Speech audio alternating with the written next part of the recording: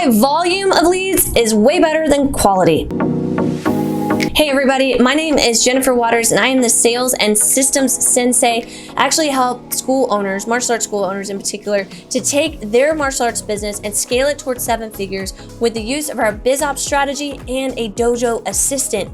The way in which we do this is we work actively on helping you engage the community to come into your school to then become students who want to stay. So it's not just marketing, we're not just doing advertising, we're not just working on how to help your team become better instructors, how to teach life skills.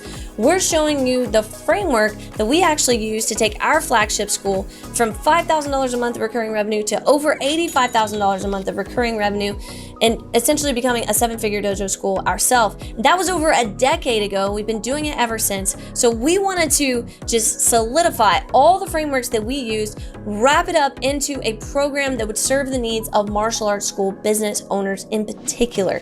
And so in today's video, I want to talk to you about why it's more important to have volume of leads than quality of leads, and why this myth of we need to qualify leads before they come in the door. We need to ask them qualifying questions. We need to fish out who a tire kicker is before they come in because we don't want to waste time. And I'm going to tell you why this type of thinking could be very, very dangerous to your martial arts school. And I will tell you the reason why I know this is because I've already done it. And I don't want you to go through the same thing that I did. I want to equip you as a martial arts school business owner to avoid some of the most dangerous pitfalls and to latch on to the most successful frameworks possible. So if you're ready, let's dive in. The first thing that you have to understand is that when you're trying to get the community to know that you even exist and what your purpose is and how you can help them, you don't need to worry about quality. And so many times when I'm talking to school owners, when I have clients that are asking me about this, they're like, how do I stop the people from coming in that aren't serious? Well, first, define what serious is. Because I know that for the majority of people that are interested in martial arts, they're not a serious martial artist. They haven't become a martial artist yet. That's your job.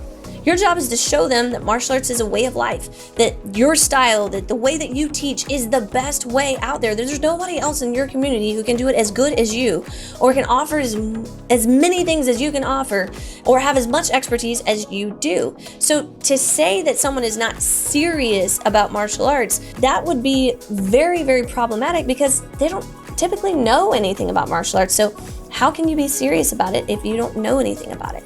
So instead of trying to pre-qualify somebody and saying, oh, well, we have to make them pay for a trial, or we have to make them invest some type of money to see if they're serious, I'm telling you right now that having somebody pay money is only crossing the threshold of whether or not they feel your offer is valuable enough to pay the money. And that has to do more with how professional your website is, what the copy of your advertisement was, did you have professional flyer, did they hear about you through word of mouth? That has more to do with, is your initial offer, your trial, positioned in the marketplace enough to convince someone to spend money on it, okay?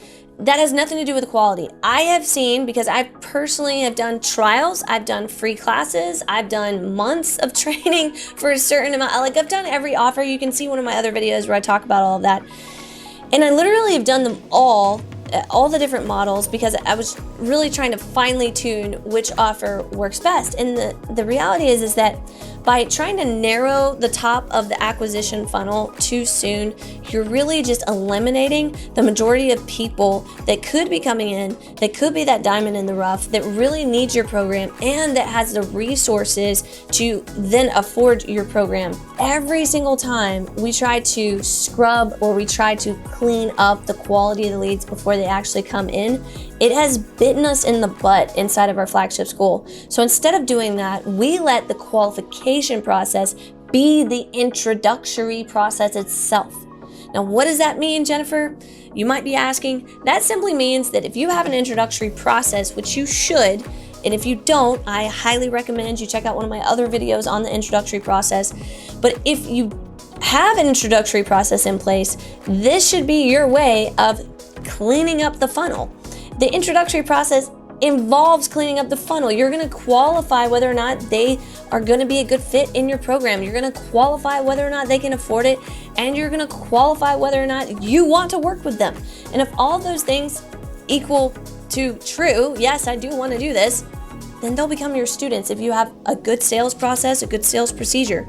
So listen, instead of trying to figure out what is the best way to pre-qualify people to really make sure that they're serious about training, why don't you just go out and try to get more leads, more people to know about your school? And if you have one method, like if you're only relying on Facebook ads, if you're only relying on Google, if you're only relying on your website, I'm telling you right now, you have a problem with the volume of leads. You need to have them from all sources. You need to have them from your website. You need to have them from social media. You need to have them from community events, from Facebook ads. If you're not doing all of these, I highly recommend doing 15 by the 15th. I learned this from a mentor of mine back in the day. His name's Robbie Beard. Many of you guys might know who he is. But I remember being in a seminar where Robbie Beard was speaking at the front. He said, I want you to have 15 ideas by the 15th of the month. And 15 ideas to bring in traffic, to generate leads. And that's always stuck with me. You want to have 15 ideas before the 15th of the month for the following month. And the reason why he said 15 by the 15th is because it really just makes you think, like, how am I going to generate all these leads? Now, you may not do all 15. And honestly, I would say that, like, for 15 ideas, sometimes that's a little hard if you're a one-man show, a two-person show, and that's all you've got. But 15 ideas is a good starting point because it's going to have you think outside the box, and it's going to get you moving and trying to attract more leads that could become potential martial arts students inside of your school. And the worst thing that you could think is that you could have this field of dreams mindset. And one of my other mentors, Keith Scott, he used to say this all the time. He said that the movie Field of Dreams really is just a lie. Like, you can't just build it and they will come. Like, you can't just build a martial arts school and then they will come. It doesn't work that way. You have to actively go out, seek the people, and pull them into your martial arts school. That's how it actually works. And that's how you can grow your school.